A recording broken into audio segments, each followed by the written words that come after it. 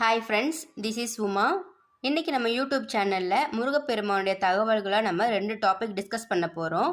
First topic என்னென்னு பார்த்தீங்கன்னா, முருகப்பெருமானுக்கு நிறைய பேர் விரதம் இருப்பாங்க. அப்படி விரதம் இருக்கக்கூடிய அந்த விரதத்தோட வகைகள் என்னென்ன அப்படிங்கிறத பார்க்க போகிறோம். First topic.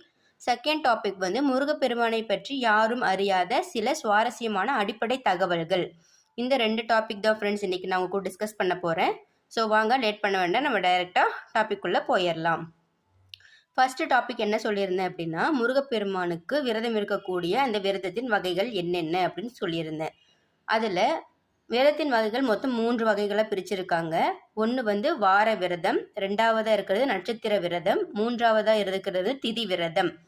ஸோ இந்த விரதத்தை 3 வகையாக பிரிச்சிருக்காங்க. ஸோ நான் ஒவ்வொரு விரதத்தை எக்ஸ்பிளைன் பண்ணுறேன். நீங்கள் இருக்கக்கூடிய விரதம் என்ன விரதத்தில் வருது அப்படிங்கிறது கீழே மறக்காமல் கமெண்ட்